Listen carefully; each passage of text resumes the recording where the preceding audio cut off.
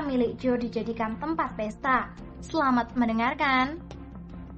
Pagi itu, dengan ditemani oleh Harvey dan Lillian, Joe pun berangkat menuju Bukit Landai, tempat villa milik Joe yang dibangun oleh Draco, kakeknya, sebagai hadiah ulang tahun yang ke-17 tahun sekitar beberapa bulan yang lalu. Awalnya, tujuan Joe datang ke sini adalah untuk melihat bagaimana cara Moreno mengerjakan renovasi villa miliknya itu dan menemukan kesalahan untuk semakin membenamkan pemilik perusahaan Garden Company ini. Namun, yang tak diduga oleh Joe adalah di depan villa itu kini tampak beberapa unit mobil mewah terparkir di depan villa tersebut. Dentuman suara musik yang menggema memenuhi villa mewah itu membuat Joe, Harvey, dan Lillian hanya saling pandang dengan ekspresi wajah yang sangat heran. Joe, disinilah Bukit Landai Garden Hills. Hanya ada satu-satunya villa di sini, yaitu villa top ini saja. Apa mungkin ini adalah villa milikmu yang dibangun oleh kakekmu? Tanya Lillian. Kakekku juga bilang begitu. Hanya ada satu villa di Bukit Landai Garden Hills. Jawab Joe. Bibirnya berucap, namun matanya tidak lepas memperhatikan beberapa unit mobil yang terparkir di depan villa ini. Sepertinya sedang ada pesta yang berlangsung di dalam, kata Harvey pula. Ini benar, membuatku muak. Ini jelas menyalahi kontrak yang disepakati antara Tuan Barry dan Moreno. Jika sudah mesin gerinda atau mesin drill, aku bisa maklum. Namanya juga renovasi. Tapi ini suara bising musik.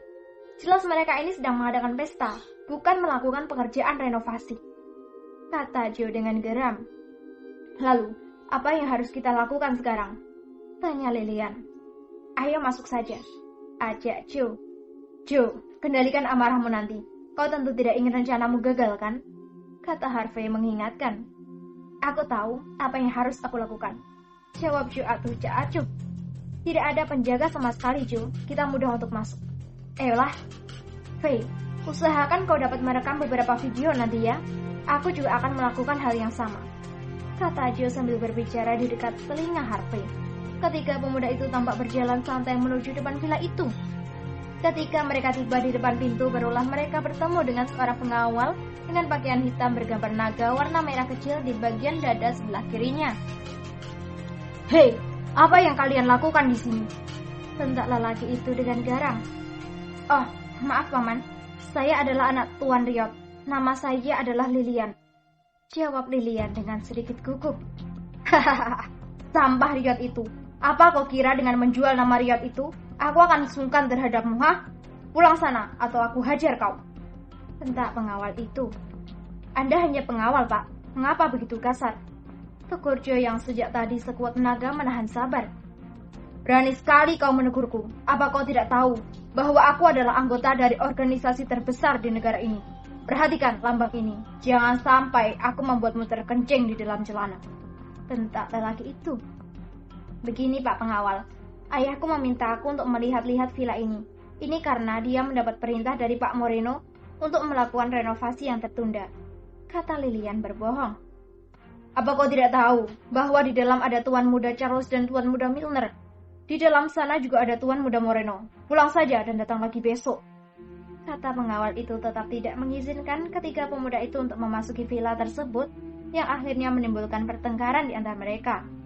Suara ribut-ribut di luar ternyata menarik perhatian Mario yang sejak tadi samar-samar mendengar suara orang yang lagi bertengkar di luar villa itu. Kini tampak seorang lelaki berusia sekitar 22 tahun keluar dari dalam villa itu menghampiri keempat orang yang sedang terlibat pertengkaran tadi. Ada apa ini ribut-ribut? Tanya lelaki muda itu. Oh, Tuan Muda Mario, ini ada anaknya Riot ingin melihat villa ini atas perintah dari ayahnya. Katanya ayahnya mendapat perintah langsung dari Tuan Moreno, jawab si pengawal itu. Lillian, ternyata itu kamu. Siapa kedua orang ini? Oh ya, apakah kau menemukan seekor beruk di jalan? Mengapa yang satu ini persis seperti anak gorila? Tanya Mario dengan kata-kata sangat melecehkan ketika melihat Joe. Mendengar ini, Joe ingin segera mendamprat, namun dicegah oleh Lillian. Mario, kami ingin melihat-lihat keadaan villa ini. Ayahku mendapat perintah dari Tuan Moreno, kata Lillian kembali berbohong. Lillian, mengapa kau tidak mengajak Renata kemari sekalian? Akan semakin indah jika dia juga ikut dalam pesta ini. Biar aku bisa menunjukkan seperti apa itu surga dunia kepada kakakmu itu. kata Mario sambil tertawa. Bersabarlah Mario, malam ini aku akan membawa kakakku segera ke tempat acara peresmian kantor baru cabang Garden Hills ini, kata Lilian. Walaupun dia sangat geram dengan kata-kata pelecehan dari Mario ini, tapi dia harus bersabar sambil berharap nanti malam Mario ini akan mendapatkan hukuman yang sangat setimpal dari perbuatannya. Ada apa Mario? Tampak dua orang pemuda dengan diapit oleh tiga wanita berjalan menuju mereka tadi. Lihatlah Charles, Lilian dengan dua sahabatnya, anak berut ini datang ke sini, kata Mario menjawab pertanyaan pemuda yang baru tiba itu. Harvey, kaukah itu Harvey? Sudah lama aku tidak melihatmu. Apa kabarmu sahabatku? Tanya Charles dengan senyum mengejek. Sedikit pun dia tidak memperhatikan Joe William yang berada tepat di samping Lilian. Kabarku baik-baik saja, jawab Harvey singkat. Hahaha, aku tahu kau sangat kesusahan sampai-sampai tidak bisa melanjutkan kuliahmu. Mana yang katanya bersahabat baik dengan Joe William itu? Dia sama sekali tidak mengingatmu. Andai kau dulu bersahabat denganku, tentu kau tidak akan berhenti seperti ini. Kasihan sekali. Oh ya, aku mengadakan pesta di villa ini. Aku harap kau mau bergabung. Ya, minimal sebagai pelayan lah. Kau? Alah, sudahlah Faye. Aku akan memberimu uang. Tenang saja. Aku juga tahu kau orang miskin. Kau belum pernah merasakan masuk ke dalam villa mewah kan? Ayolah, ajak juga sahabatmu yang hitam itu untuk masuk, kata Charles lalu segera menggandeng seorang wanita muda kembali memasuki bagian dari dalam villa itu. Geram sungguh hati Joe mendengar bahwa dia dikatakan hitam legam, lalu dikatakan anak beruk dan anak gorila. Padahal dia adalah anak jin ibrit. Tunggu apa lagi? Tadi kalian ingin masuk. Sekarang sudah dipersilahkan. Mengapa tidak segera masuk? Bentak pengawal itu. Ayo Lilian, ayo Joe. Bukankah kau ingin mengambil rekaman video? Bisi Harvey. Ya sudah, ayo, kata Joe. Sekuat tenaga, Joe William ini menahan kemarahan yang meluap-luap. Sejak dulu sampai sekarang, ternyata Charles dan Milner ini sama sekali tidak berubah.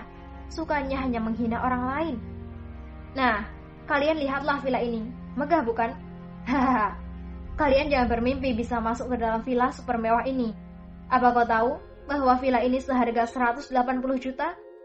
Jangankan memasuki villa ini, berdiri di depan pagarnya pun kalian pasti sudah diusir oleh petugas keamanan. Sekarang, berterima kasihlah kepadaku, kata Charles dengan bangganya. Sementara itu Mario dan Milner tampak sedang asyik berjoget dengan beberapa orang lagi anak-anak muda yang sebaya dengan mereka. Tampak mereka semua dalam keadaan mabuk dengan banyak botol minuman keras berserakan di atas meja panjang yang terbuat dari batu giok itu merah. Terima kasih, Tuan Charles, kata Harvey memungguk membuat Charles tertawa terbahak-bahak dengan cuping hidung semakin mengembang. Baiklah, kalian bisa membereskan botol minuman itu. Masukkan ke dalam kotak yang ada di sana itu, kata Charles dan langsung bergabung dengan lainnya untuk kembali menarik. Sudah kau ambil rekaman videonya, Joe? Tanya Lilian. Sudah. Kalian cepatlah turuti keinginan Charles itu. Aku akan mencari tempat untuk menyembunyikan ponselku, kata Joe. Setelah dapat merekam video dan beberapa gambar di villa itu, Joe pun kini memasukkan kembali ponselnya ke dalam sakunya. Untung tadi Lilian sempat berbohong mengatakan bahwa dia ingin melihat-lihat villa ini dan mengambil beberapa gambar. Jadi, mereka tidak ada yang curiga ketika Joe seolah-olah mengambil gambar. Padahal, yang dilakukan oleh Joe adalah merekam seluruh aktivitas mereka di villa miliknya ini. Kalian, tunggulah waktunya. Akan segera tiba, kata Joe dalam hati. Ketika semuanya sudah selesai, kini Lilian berpamitan untuk kembali sambil diiringi oleh teriakan Mario agar Lilian jangan lupa membawa kakaknya untuk menghadiri acara peresmian kantor cabang milik Future of Company itu nanti malam. Lilian tidak menggubris teriakan dari Mario ini. Dia hanya berjalan dengan cepat menyusul Joe dan Harvey yang sudah hampir mendekati seorang pengawal yang duduk santai di depan pintu dengan sebotol anggur tergenggam di tangannya yang besar itu. Kemana lagi kita, Joe? Tanya Lilian setelah mereka sampai di luar pagar. Pulang saja, istirahat untuk persiapan malam nanti, jawab Joe singkat. Ayo Faye, kita cari taksi, ajak Lilian. Mereka bertiga lalu berjalan cepat melewati depan rumah kepala desa di Garden Hills bagian barat ini. Setelah mereka tiba di depan jalan raya, mereka lalu duduk di sebuah halte bus menunggu kalau ada taksi yang lewat untuk mengantar mereka kembali ke perumahan staf milik Garden Company itu. Halo para pendengar,